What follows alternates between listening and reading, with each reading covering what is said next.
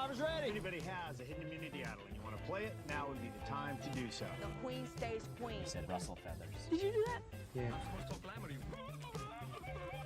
We have ripe bananas all the time. Dude, my prize isn't even $1 million. My prize was that I fell in love in this game. Love at first sight. Her name is Candace. You officially go down as the dumbest survivor ever. Welcome to Not Game, All Personal. Hey, we are a Survivor podcast here to talk about all things Survivor, more specifically the events of this past week. I'm Nathan. This is Tony. How's it going, Tony? Another Tribal Council, another episode, well over the halfway point of the season. We feeling good? I'm feeling good. I don't know. This was an exciting episode. I was very, very unsure of what was going to happen, and that's always the most exciting situations to be in. So I had fun. What about you? I had fun despite accidentally opening up social media and seeing who went home before I watched the episode. So that was a bummer. Oh, Because I think I would have loved the experience of this live tribal, not fully knowing what was going to happen. And I'll say, like, despite knowing who went home, the steps that led there, I almost still didn't believe it because yeah. as far as like what they were showing us and the direction that the players were, I was like, oh, this is like plan A right now. Surely, like, maybe I read it wrong, but no, I was correct in my spoiler. So They really made it episode feel like the despite tide that. was turning. They did. I was excited. Yeah, I mean, we'll have to really dive into the options that were thrown out there because there were several. Mm-hmm. And I think my biggest question is, was this the correct option, especially to the people that were pushing it the hardest? And so I don't know. Do we want to just jump right into this tribal? Before we get into it, I just, my observation watching the episode and watching the last few weeks, I think this is one of the most vindictive casts that we've seen in a while. Where there's a lot of bitterness if you like voted for someone or you voted one of their allies out. There's a lot of that being held onto, and so there's a lot of targets being thrown out purely because you're upset about that. And I mean, that happens. We've definitely seen that before. It's not like an entirely new concept, but there's multiple people that are like, I hate this person because they voted for me, or like, I want to get this person out more than anything because they voted against me. And so it's just very interesting how, like, yeah, just bitter they are in that way. And I mean, if Sierra has any sign, the jury's probably gonna be relatively bitter as well. So it's just interesting they're taking it so personally, which means they're playing hard, but I'm not sure how that's gonna play out towards the end. Yeah, it's interesting too because I would say like the bitterness doesn't come across as we typically see bitterness in the show. Yeah. It's so matter of fact. Like specifically like Genevieve this episode, where again, like, I mean, I might just talk about this the entire episode tonight, but like, I feel like her storyline is just nothing. All of a sudden, it's like, oh well, for the past couple weeks, I've been like, what? No, I didn't know that. What are you talking about? So like, apparently, she's just held this bitterness for weeks, and it just is like communicated in the most natural, matter-of-fact way. Was like, well, you all know that I'm bitter. It's like, we don't, and you're not really acting like it, but you're telling us.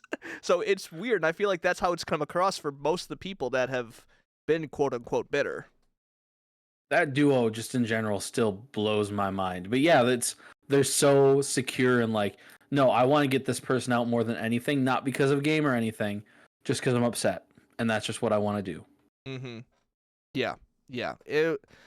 I think that's a fair assessment, and I think it's interesting too because I don't know if it was last week or 2 weeks ago, I kind of mentioned that I think this final half might be some of the most strategic play, only based on who's left and how everyone is kind of coming into it with fairly strategic motives. I don't know if that's the case so much anymore. I truly don't know. I think like this was a good move for a lot of people, but I think specifically with Genevieve, I don't know if it was. Like, I don't know if I would say that getting Soul out was the best thing for her game.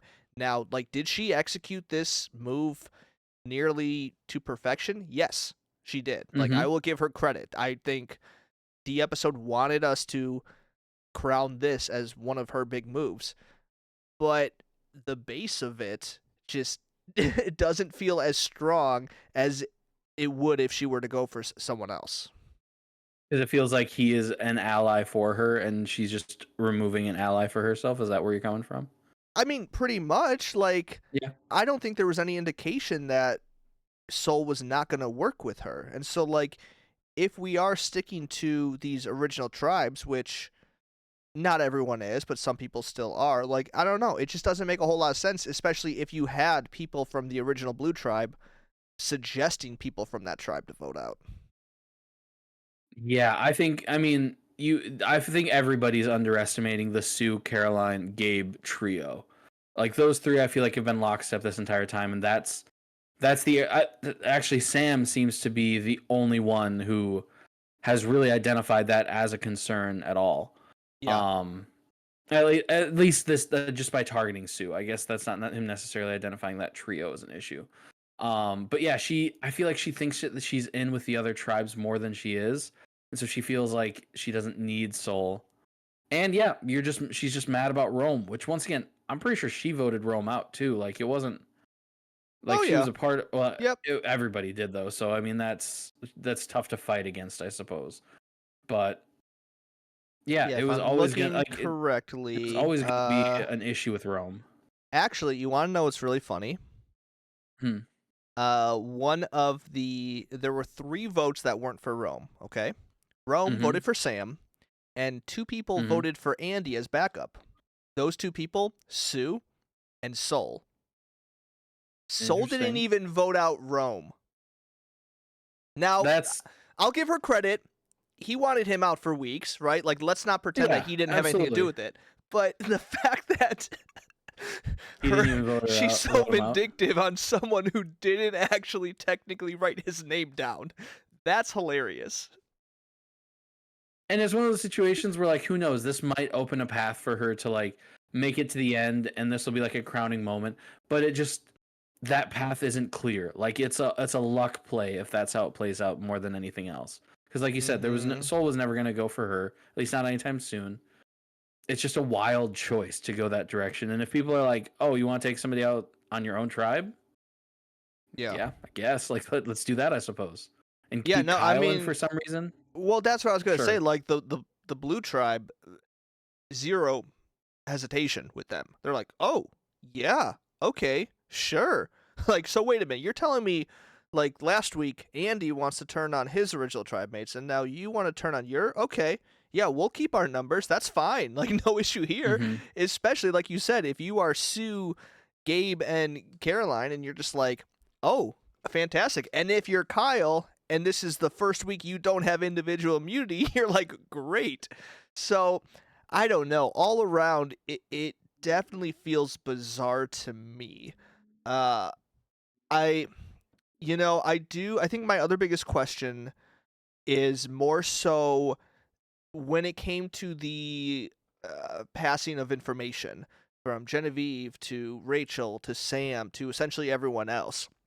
I think Mhm. every time that happened, I was questioning the motive and like, why are they sharing this? Like, first off, like Mhm. with Rachel sharing it to Sam. I mean, I think she learned really quick that wasn't a good move. And then from Sam, it didn't quite make sense to me why he would push back on this, especially being on the bottom, because it didn't really feel. I know like he did have something with Soul, and I think that's another instance of like this bitterness where Soul kind of sided with Andy over Sam. But Mhm. it still felt like very weird why it caused so much chaos. Where I'm like, unless you are Teeny or Soul, I don't think anyone should have had a major issue with Soul going home. So I don't know. I just didn't really fully understand a lot of that. I feel like, excuse me, you can feel like he's just waiting to be picked off. Maybe that's something like that, where it's like, no, I'd rather put this into my own hands. And like, he pulled in Genevieve real quick and Teeny and Soul. Like, I don't think the numbers made sense to him or anybody as to why it was going to be Soul in the first place. Because for it to be Soul, it would have like almost would have had to include it had to include Genevieve. It had to include someone from outside of Rachel. Yeah, someone from Rachel, Andy, Genevieve. Like there was a 2 out of those 3, and that didn't make sense why those people would be voting for Soul in that situation. And so I think that was the big piece is like, why? Like, they say that this is happening and it's a done deal. It doesn't make sense. So let me pull the numbers together and make sure that it's not, or make sure that it doesn't happen. But the piece that they missed is Genevieve's super bitter, apparently. And Andy and Rachel were just going with it. Yeah.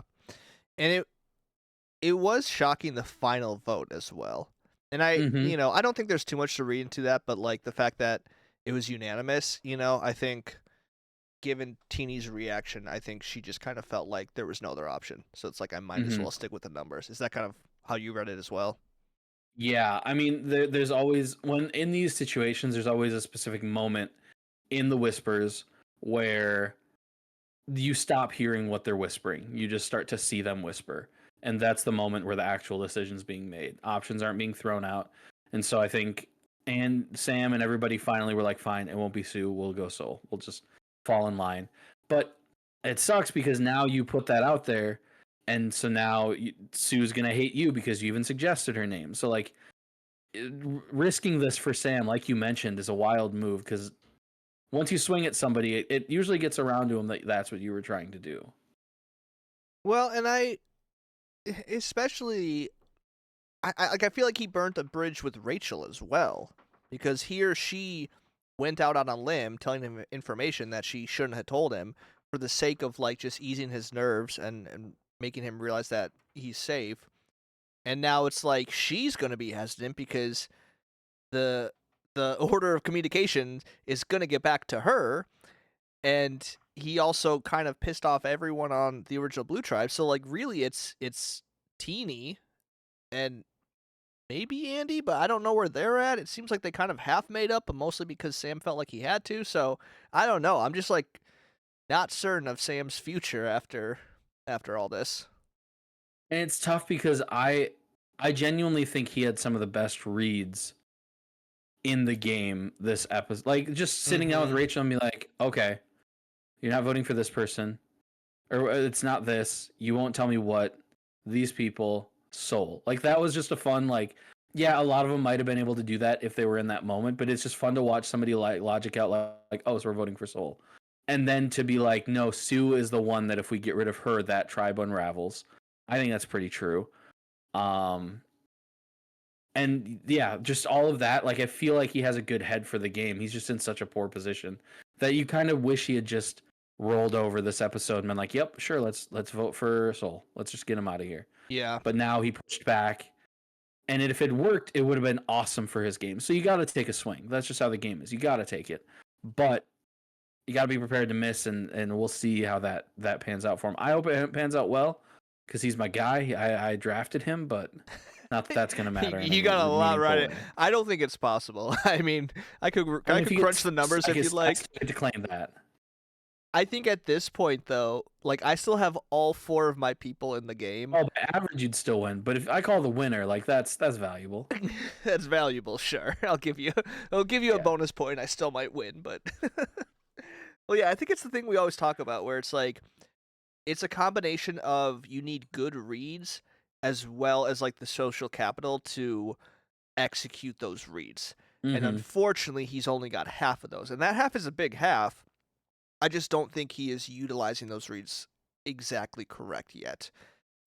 Where, like you can have those reads, but maybe, just sit back for this episode, realizing you were blindsided. You were one of 3 people blindsided, one of 2 people left in the game blindsided, and let me sit back this episode, take in this information, and then hopefully at some point he is still in the game with more capital to pull people in and then utilize those reads, So I think you do have to take a swing at some point. It's just like, and I think the Genevieve factor was probably it, like I think if she is not in on this plan, then what he is doing does work, right? Because he is telling the correct people. He's talking to Andy. He's talking to people who have worked with Soul. So I think he was just missing that aspect, which is part of the game, like you never know who you can fully trust. And unfortunately, like Genevieve did a great job, blindsiding everyone because to a lot of people it probably didn't fully make sense. Yeah, and I was about to say that as well. Like you can reads are like important, and I think he read the game super well, and even to the point of being like these numbers don't make sense, but you cannot account for somebody to be just super bitter or like despise somebody for some random read. Like that just happens, and it's not logical, but people just want to get rid of somebody, or they're like, this is my opportunity to make a good move. It's almost like it's tough to predict somebody making a bad move sometimes. Like in your head, you want to think, what is the smart move for this person? And we just discussed, we don't know that taking out Soul was a smart move for her. And so in his head, he's like, okay, why would they have the numbers? Because it would be foolish for all of these people to make this move. So that doesn't make sense. So I'm going to try to flip it. But she's just making a not great move. And that's just how it goes sometimes. Yeah. Yeah, no, I think that's exactly right. And of course, we could be completely off next episode, maybe because I think it's like it's so dependent on if Genevieve somehow I don't know, like I don't know what she needs to do to make me think this is a good move. I guess like I just want to see that she does have some backup plan as far as like numbers and allies, because like she admitted this episode, it's like, yeah, I'm gonna alienate Teeny. Like Teeny's probably not gonna be happy with me because I'm blindsiding her. Like, yeah, you're correct, So it's like we've seen her apparently have this partnership with Andy. Outside of that, she's friendly with other people, but I don't know. Like next episode, we could be proven completely wrong by seeing her just completely merge within the other numbers and be fine for a couple episodes, and they'll be like, okay, maybe Soul wasn't a bad move, And I do think like that probably is the more likely scenario right now because at the same time, like I don't think she's getting blood on her hands from this move. Like I don't think Teeny can do anything as far as like vindictive to get back at her. I don't think Blue's gonna target her above other people. Maybe I'm wrong, but so I don't know. Like she could be okay just for the time being. Yeah, she definitely like part of the thought process was you still have Kyle and Sam to take shots at in the next couple weeks, who are like the big challenge threats right now. Completely understandable, and like I don't mind that as an argument at all. I'm wondering, and also before I go into a bigger conversation, so there's bigger targets left. Also, the people with the least amount of power in the game are the people that you're hurting with this decision. Teeny, like you said, does not have the capital to really do anything with this. Sam does not have the social capital at this point. Like people don't want to work with him because he's on the bottom. Like he has that kind of that social pariah, like nobody wants to go near him kind of thing going for him. Yeah. And yeah, Teeny just can't get anything going. It's just kind of a sad season watching Teeny. I know. So how results based would you say that decision, like deciding whether a decision is good or bad in Survivor is?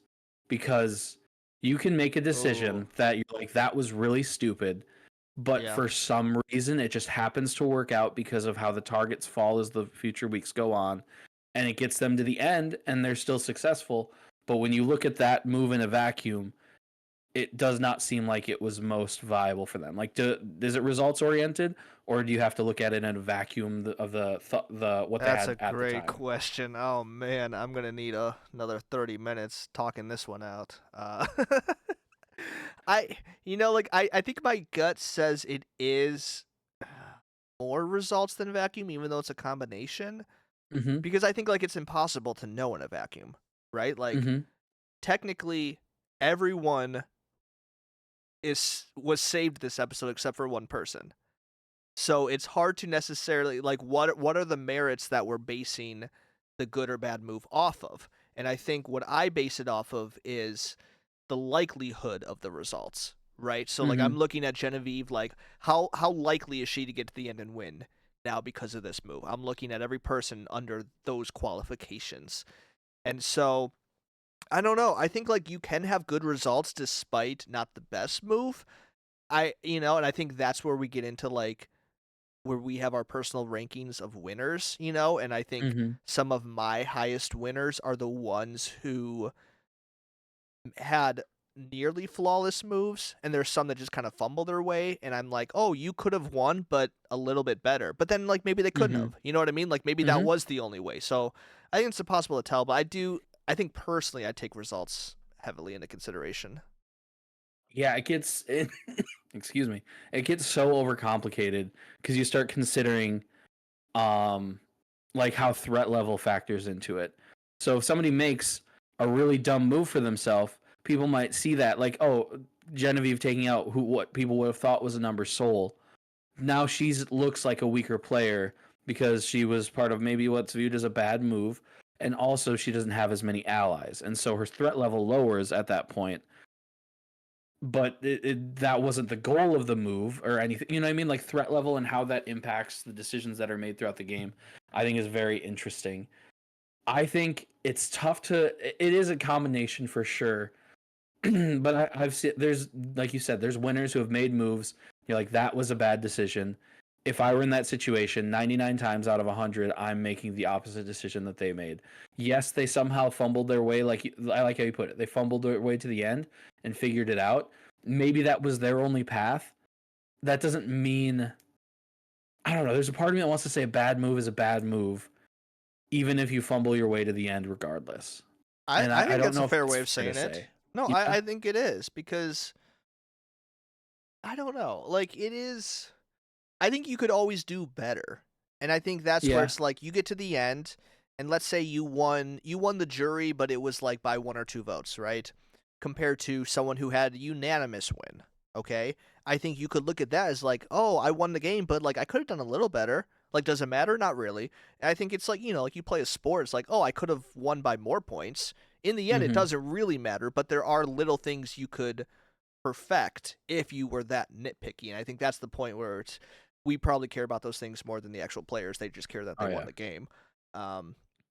And I think like it's also the jury aspect is the most interesting part because like that is ultimately what determines this to be a good or bad move. Like when Genevieve, if she gets to the end and she's sitting there, the way she describes this and how the jury believes it, that is what determines good or bad. And so even if it was a quote unquote fumble, like we're saying, if she can twist it to her benefit, then I think it all of a sudden becomes a good move. Or if I hear her Mhm. explain it in a way that I'm not seeing it right now, then all of a sudden my perception of it changes as well. Yeah, absolutely.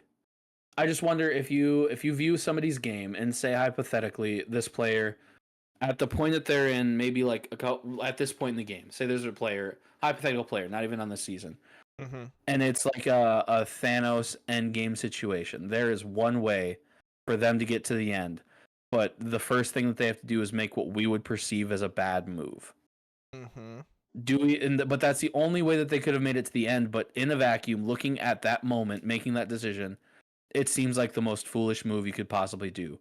They like actively vote out the one, like a person who everybody knows 100% has their back, everybody trusts 100% or something like that. You know what I mean? Like from Yeah. all sides, that's a bad move, but it's their only way to the end. Would that fall under bad move or good move to you? I think it would change into good move because I think the term bad move is so like you could have nearly identical moves, but Mm-hmm. depending on the season, depending on the player, it could be seen as good or bad. Because like you're saying, like okay, Yeah. vote out like the one person that has your back. I mean, like you Mm-hmm. say all the time, one of the best things to happen is to have your number one get Yeah. voted out. That's not the best example, You know what I but mean? because that, But like I think that yeah. is an example of Mm-hmm. anything that could be considered a bad move in another context could be also beneficial to the player. And I think that is the game of Survivor where it's like, yes, you could win immunity every single week, which is good, but also bad. Like you Mm-hmm. could lose immunity, you could throw challenges, right? Which could be seen as bad, but also good because of your threat level. Mm-hmm. So I think like that's part of it where I just think we use the term good and bad, which I'm not saying we should stop, but it is kind of stupid that we even do that because it is all just perception Yeah. and clearly we're missing things that happen on the island, and that's where it's like I'm saying my definition of good and bad is more based on like this own made up percentage of how likely they are to get farther based on what just happened. And that's such a massive part is we're getting a piece of the story. We're getting the overall narrative of the season. Genevieve could be super tight with 3 other people, just like the tightest, like the I closest would believe in the anything season. about her game at this point. Anything that's We just happens, don't I know. just have to believe because Mm-hmm. it's just I'm being told what her relationship status is like. Yeah, it's not being shown. It's very fascinating how they're editing her, but that's a huge piece for sure. Yeah. Wow. Good discussion. That's a tough question. Yeah, It's the dumb part and about one these that shows probably is no that one cares there's about except for us. well, that's the dumb part about these shows is that there's all these hypotheticals and there's no clear cut, good, bad. It's all just like again, it's however the jury decides it to be, Yeah. And then we have to just accept that this is the winner of the season. Mm-hmm. Even We have no though actual control or impact on what's happening there's no at real all. qualifications, there's no No, real benchmarks of what you have to hit. It's all about like again, getting to the end and convincing the jury that what you did was good.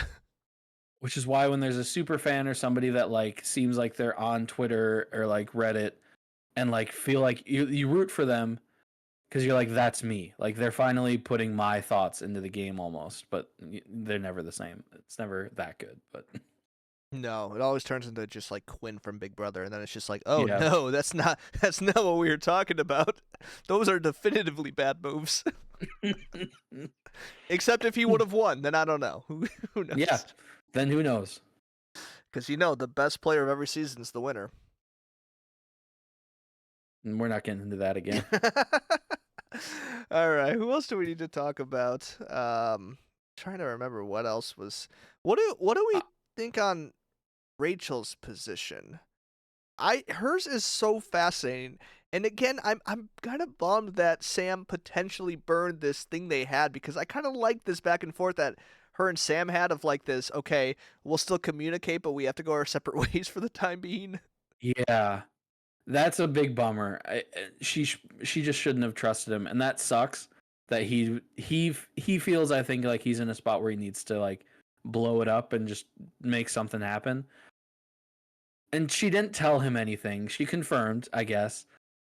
It was just a misjudgment on doing that. She should have just been like, "Hey, I'm sorry, I can't tell you," or just not said anything from the start. But you want to feel like you can trust people.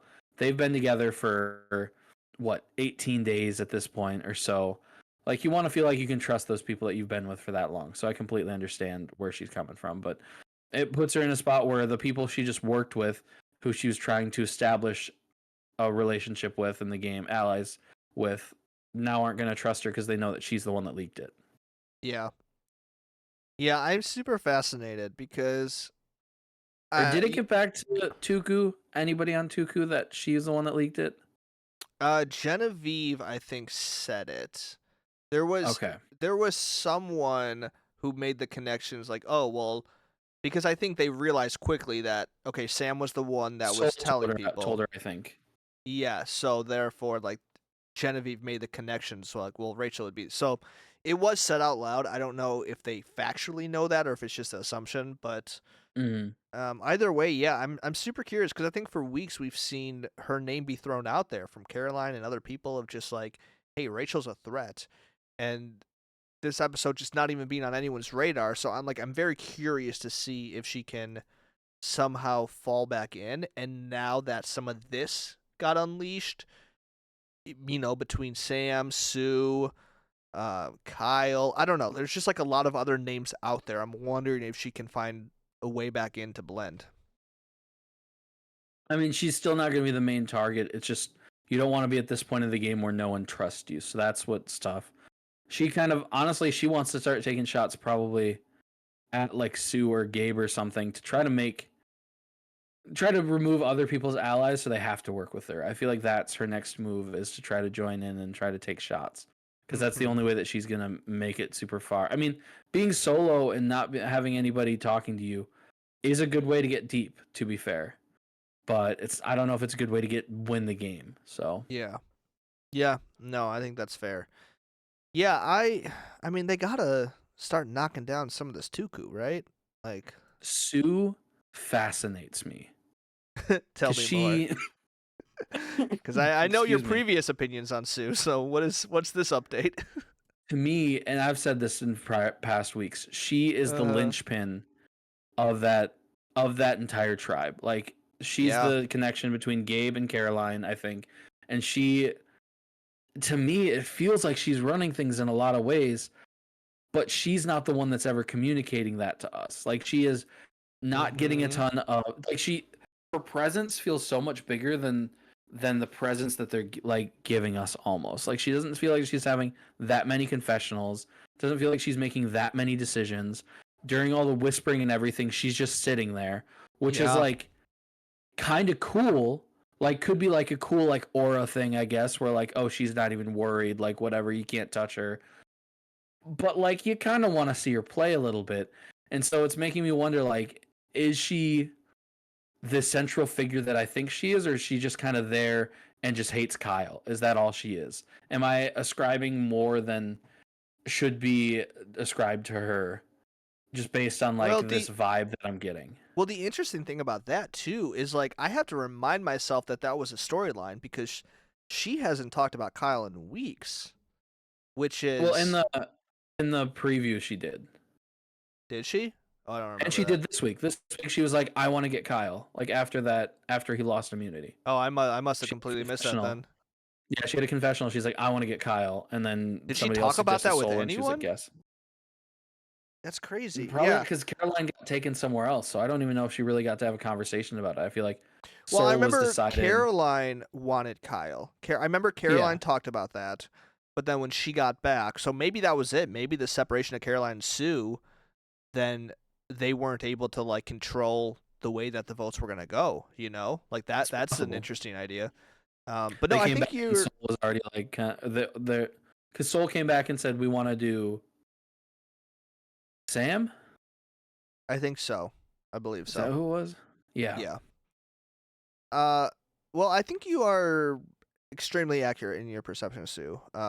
Because looking at the confessional count, this is the third week in the row that she has had the lowest confessionals. Like she's 2 weeks, disappeared. 2 episodes ago, she had 0. Last episode, she had 1. This episode, she had 2.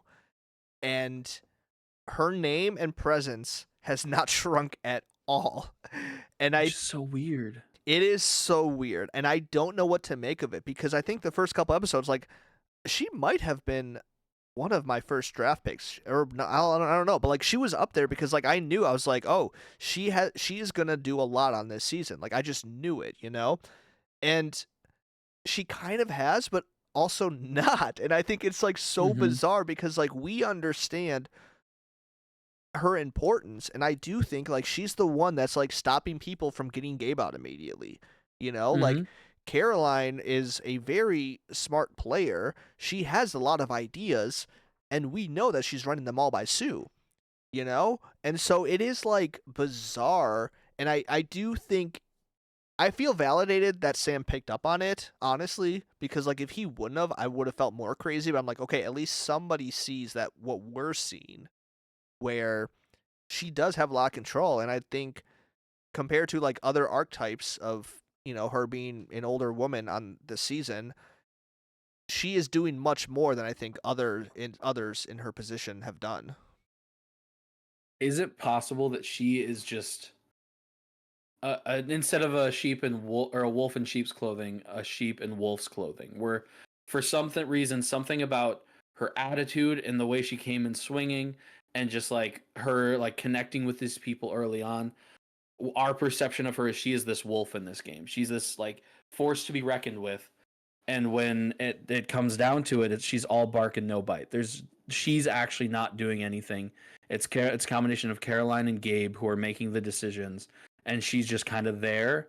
Like, do you think that's possible, or where do you think it would fall on that scale? I don't know. It's certainly possible. I mean, I think the thing is like we do see her have conversations, and I Mm-hmm. think there have been things that have gone her way, specifically like the Tiana vote.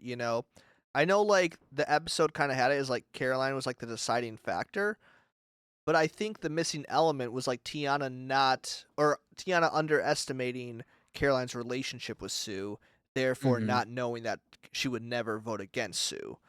So I think like there's things like that. And so like I do wonder if we'll see more of her now that like has she been strategically less forward since the merge, in that like she just is protected, right? You know, it's like, okay, Kyle's not the main target, but like I don't care. Sure, let's go for Sierra. Let's go for Soul, you know? Which if that's the case, like good on her, because that is smart, you know, to like not be so pushy right now. So I don't know. I think these next couple of weeks we'll definitely see, but I think there is something that has to happen with her storyline. Like there's been too much build up and too much talk around her for her to just fizzle out. Yeah, and hopefully that comes, and hopefully we have like a satisfying end to her story. It's interesting because I feel like we had so much of a basis around Sue, and now she's so like disappeared from the edit, and we had so little basis of Genevieve, and now she's like a massive player and making like a big move at this point in the game. So it's just interesting how they edit it the way that they do. But that was my big question, is like she stood out to me as like, is she actually good? Is it just this perception we have from early on? Yeah, I don't know if is there anything else that you want to touch on? Well, I was just gonna say, I think between the trio of her, Gabe, and Caroline, I would still put my money that she does the best out of the three of them. I don't know why that is. Like, I could just be falling for the trap you're describing. Because I think Gabe's another question mark where he is such this massive presence, but he hasn't really been a driving force in a lot of this. If anything, he's just been kind of on the defense, like deflecting when it's, you know, between him and Tiana, he finds a way to get out. I think you could question whether or not that was like of his own merit or just, you know, people happen to vote his way. So I don't know. I think like there's just a lot, because like there's other people like Kyle who I don't think he has like much of a storyline, so I don't need much more from him, you know, like I'm not unsatisfied because like we weren't really promised a lot with him to begin with. Yeah. So I think like those are the questions. And I think Teeny's probably the other example. I think between Sue, Gabe, and Teeny, it's just like these were three people from the start. I think everyone kind of recognizes like, okay, these are going to be main characters. And it's like, where's Teeny at? What is her end goal here? I think she'll probably be fine for another episode or two, but I just thought she would have much more to do when it comes to the gameplay. Is it Sisyphus or whatever, the Greek myth where she just keeps rolling the stone up a hill, like, and then just falls back down, and then she has to push it back up, like she's just not making any ground, not doing anything, just kind of keeps trying and then collapsing, trying and then collapsing. I don't know why that came to mind, but that's what it feels like. It's like that nothing she's doing is successful or ends well for her. Every single time, at every single turn. Her initial closest ally. No, was she with Aisha? Or was she with Kishan? She was with Kishan because she blindsided. Kishan was out. Well, and then they lost Rome too, and then now Soul, and it's just like every single person that she like latches onto gets picked off. Well, it's almost like this. It's like this trend where she has this blind side, and then her ally gets voted out. She has this blind side, and then her ally gets voted out. So it's just this every other cycle for her. And I do think that plays into it because, like we said, with their very first tribal, the fact that she got blindsided with Kishan going the next one, I think kind of proved that she made the wrong decision in the previous tribal. So I think that's going to be tough because it's like, yes, you've been a part of these blindsides, but the following week, you lose numbers every time. So I don't know. And I think she was actually, now that I say it, I think she was my first draft pick. I think that makes way more sense. Because early season, if I was like, detected in has anything to say with it, Teeny was first for you. Okay, I think now that I'm remembering, I think it was her. But it's just like I don't know if there's a path for her to win at this point. Maybe get to the end, but it's like, what is her resume? Like, how does that look getting to the end and being like, well, I got Rome out. It's like, great, good job. I mean, the people aren't going to be bitter towards her. That's for sure. That's true, and maybe that's where we're heading. Maybe that's the theme of this season. Yeah. Just don't rub anybody the wrong way. Yeah. I hope that it's one of those seasons. I think the only other person that I kind of have questions on is Andy. Andy is still a mystery to me. I feel like they're trying to sell him as like, oh, he's. I've heard the comparison of this season's Emily a lot online. Like I've seen Yeah, it quite a bit. I think that's a And I feel very like we haven't accurate. addressed that, and I think that's a place to start with it, where he comes out awful showing to start, and Yeah, then starts to kind of find his footing, kind of learns from that mistake, and I mean he's not playing a bad game, and people seem to want to work with him. And if anything's going to lower your threat level from the jump, it's having a breakdown at the first or second challenge. yeah. And so like it put him in a, and so like that's another like, oh, was that a bad move? Well, now he's not a threat to anybody, and so he can kind of do whatever he wants. So like, was it? It's a question. But yeah, I don't know. It's interesting to watch because his confidence, he feels like he's running the show, and I don't know that he's a power player, but he is being brought into. I don't think that he's controlling decisions, but he's being brought in on every decision. And so he knows what's going on. For both sides of the flip, they were like, we need Andy. So he knows all the information, but he's not the one who's like actually pulling the strings of what will happen, I don't think. Yeah, I agree with that. And I think we said that last week too, where it was like almost presented as if like, oh, I'm gonna turn on Sam and Sierra. It was like, well, you kind of did, but it was more so you just did what everyone else was already doing, you know? Yeah.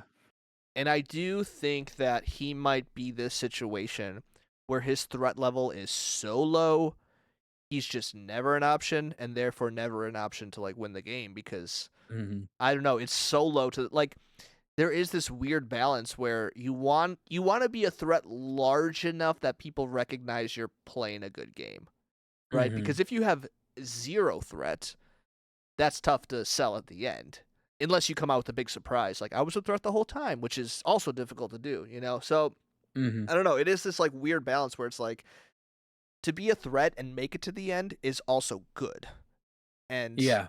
I just don't think he has any threat level whatsoever. Like, who's going to be the person that says his name? Like, Yeah. I don't know. I don't know who would turn on him. I don't know who's going to feel threatened by him unless they do see him as like this middle ground player and they're like, hey, let's just eliminate the middle. But other than that, Mm-hmm. like, I think he's coasting. Would you agree that from our perspective as a viewer, it seems like he has an argument, and it seems like he could articulate an argument on a final tribal and win the vote. But we're saying that the perception of the tribe around him seems Sure. like that he doesn't have that. Because genuinely watching Yeah. him, like it matters that he's the one that they're coming to make these flips and make these decisions, and he's the number Yeah. that they're trusting. That's Certainly. valuable. Yeah. But we're questioning whether his threat level is so low from how the game started that that's not going to matter because no one's going to buy it. Yeah, no, and I think maybe what I'm saying is like I would not vote for him if I saw him at the Mhm. end. But I think Okay. like he is very articulate, you know, in the way he communicates in his confessionals and he's like a smart player. It's just I think he is overly confident of how much of these moves are his moves. Mm-hmm. And I think if he gets to the end, does the Sierra vote?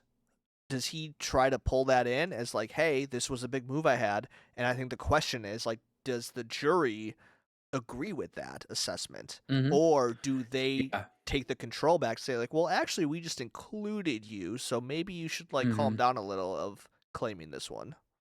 Yeah, I could see him showing up to Final Tribal and being like, I did this, this, this, this, and this. And they're like, well, no, you didn't do any of that. Because like you said, he's been in the middle. Like this week specifically, he was in the middle of the vote where if he swayed another direction, he could have just changed the vote and changed the decision, I think, with Yeah. the amount of people that were voting.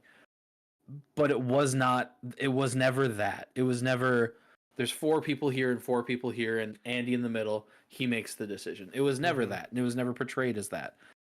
Even though you could look at it that way potentially, that like he stood strong and then everybody just kind of followed suit and was like, all right, fine, I guess we're going Soul. But that just, yeah, it's not being communicated that way.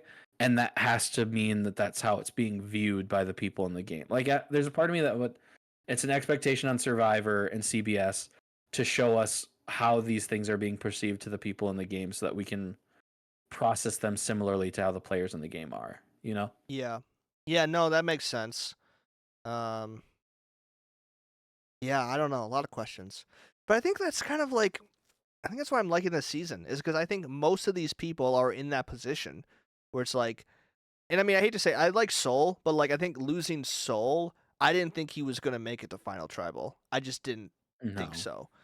And so I think like in some ways it eliminates some of those people that we know aren't gonna be there, and now we're left with just more options of like, I don't know, like you could sell me on Andy, Gabe, Rachel, Teeny, Sue. Like all these are all names where it's like, oh, in hindsight, I could see how they make Final Tribal, you know? So I think like that's Mhm. exciting to not really have a great idea of like, you know, what that's gonna look like because I think there's previous seasons where it's like, okay, this person still, you know, I think of like Liz from last season, you know, like I didn't think she Mhm. was ever gonna make Final Tribal because she was too much of a threat, right? She would have won the game. Yeah. So clearly, Oh, easily. So uh, much. so I don't know. I'm very happy with who's left, despite me being a fan of Soul. All that to say. Remember her yelling, "I'm pissed." That's what was happening around this time last season. Was her yelling, "I'm pissed," and I kind of wish we had someone that unhinged this time around. I mean, I know we have not undersold last season, but it was truly a gift and a breath of It fresh was- air for that chaos. Like the fact that I don't even think she was the most chaotic player. That's No, certainly not. there could be an argument for 5 different people being the most chaotic on that season. And I think the part that blows my mind even more is I don't think any of the chaos was like intentional. I think some like bits and pieces, but for the most part, the people who were chaotic were just weird, like wild people Yeah, who just yeah. made weird decisions at different times. And the gameplay was horrific for Yeah. almost everyone. Like there were maybe 3 people on the entire season that I said, "Okay, you had a good game." Mm-hmm. Mm-hmm. Not like this season, where this season I'm like, there's a lot of good moves being played. There's a lot of strategy talk. There are a lot of Yeah. good reads. There is a lot like there are good players on this season, and I Mm-hmm. think that's why we're lacking the chaos. Yep. Yep. That's just how it goes. When there's good players, there's less chaos. Even though this episode was really chaotic and very fun Yeah. because it felt like it could have gone. I would have loved to see Sue go, or even Sue play her idol. Like that would have just been super fun. Mhm. Did you see what I did there? What? Super fun. Oh, I honestly did not get it. Yeah, I didn't. I just heard it after I said it. Thank you for pointing it out. Yeah, I thought you deserved it. Yeah, I mean, like, I'm looking at idols. It's just Rachel and Sue still that have idols. They definitely toned Well, I down was the advantages. I was like, does Soul have one that I don't know about? Or, like, I was questioning a little bit. That you just forgot, or you just didn't Yeah. know at all. That I just forgot. I was like, do these people have like? Is Gabe gonna bust one out for some reason, or Kyle have one? And then I was like, no, none of them do. No, they don't really do that anymore. They would have at least showed us that there was a hunt, and then maybe like surprise us of who found it. But no, advantages have slowed down. That's for sure, which I think is for the best, in my opinion. I got a question for you. Okay. We have had a lot of pretty unanimous votes so far this season. We had Mhm. John go up 5-1. We had a 4-2, a 3-1-1, a 4-0, a 3-1, a 9-2-1, 4-1. This one, the Sierra one was split last week, so it's 4-4-1, but became 8-1, and then an Yeah. 8-1. So it's been a lot of unanimous votes. Do you think that's affected the game, or do you think it's still been entertaining, even though it's been pretty unanimous so far? I think it has. I think what that tells me is I think a lot of people are misunderstanding their place within the pecking order. Because I think like when you have a unanimous vote, it's like, okay, so technically everyone voted for Soul this week. They're not all working together, you know? Yeah. And so I don't know. I think as opposed to like Big Brother, where I think unanimous votes usually mean less exciting seasons because everyone's working together. I think Survivor, well, I mean, I think the same thing applies for Big Brother because it's like this, you think like, oh yeah, I'm with the numbers. But it's like being with the numbers, somebody has to go next week. So somebody probably should have pushed harder a different direction, right? Yeah. And so I think that is leading to bigger blindsides because despite Soul being in on the vote last week, he was not in the vote this week, and that surprised him. As opposed to if we did have, let's say, 2 alliances going back and forth, just chipping off numbers, you kind of see it coming. It's like, well, it's probably gonna be one of us 4, as opposed to next week. Technically, everyone voted for Soul, so someone's gonna be heartbroken. Yeah, that's a good point. It makes it less confident where it's going next time around, and it's different than Big Brother because people are being nominated and things like that. Obviously, right? Like the blind side for Big Brother, I think that's one of the key differences. Is like the blind side happens during either nominations or like renoms. The vote should never be shocking, even though some people still are. It's like, what? They voted for one of the 2 people on the block to go home? No way. Like where Survivor, like you could be one of 8 options and think you're the least likely, which is why tribal councils are just so much more exciting than a Big Brother vote. I'm sorry to say. Oh yeah, every single time. Yeah, the options make it always more entertaining. And like genuinely at this tribal, I was like, Gabe has to be so happy that he won this immunity because he would have been on the table for sure. I think if he was on the table, that's who Sam would have recommended over Sue. Honestly, I think it would have been like, let's go for Gabe. Potentially, yeah. I think there's a very good chance. And so the fact that he just had the immunity was so clutch for him. Yeah. Well, hey, I think this is a good season. I'm still liking it. I'm hopeful. Same. I'm having fun. Good. That's all that matters. As long as we're having fun, Jeff Probst is doing his job right. And to be clear, I'm having fun within the framework that all of these seasons are basically carbon copies of each other. I would love more variation. In the big picture, the season is fun. In the big picture of 47 Survivor seasons, probably not top tier. In the context of 7 New Era seasons, this one's all right. It's pretty good, right? I don't know. I think it could shape up to be near the top. Like this chunk of 3 seasons, so 45, 46, 47, I think are all, this one so far very good. We'll see what happens. Like very good seasons. Even in like the grand scheme of Survivor, I'd put them up there. But yeah, I just the way they blend together I don't like, and that's always going to be my biggest frustration. Well, we've proved this point many times on this podcast that it's it impossible. Is so hard to differentiate. Granted, if we did that with all 40 seasons, it'd be tough. Maybe. I don't know. I think there is something to themes. I think there's something to realizing like, oh, this person was on the beauty tribe. Oh, this was a, Gen X. Oh, this was but you're probably right. This person played with their dad, like that does help, yeah. We used to have things that made them unique. Not anymore. And like if you just remembered a piece of it, then you could be like, "Oh, I know. Oh, he was no collar. Oh, he was obviously on Worlds Apart." You know what I mean? Things like that. Where he was on the boy tribe, like he was on the Asian tribe. Like, I was about to say the exact same thing. He was on the Asian tribe. That weird season where we made the season so unique that they were borderline problematic, but we still stuck with it because we wanted every season to be different. It was borderline problematic, but it was also the most diverse cast until they made a point of emphasis. And also was not an issue that season at all. Like it wasn't like there was no like racial undertones. It was just like, this is my tribe and these are the people that I'm working with. Yeah. What a more simple time, but also a weird time. Okay. Well, on that note, should we wrap this up? Let's do it. Okay. For more episodes, visit notgameoutpersonal.com. Follow us on Instagram, Twitter, TikTok, YouTube at NGAPpod. That's at NGAPpod. We're on Spotify, Apple Podcasts, anywhere listen to podcasts. I'm Nathan. This is Tony, and we'll see you next time. 14 seasons, 2 pals. Sorry, 1 podcast. Weren't sure, but that's okay.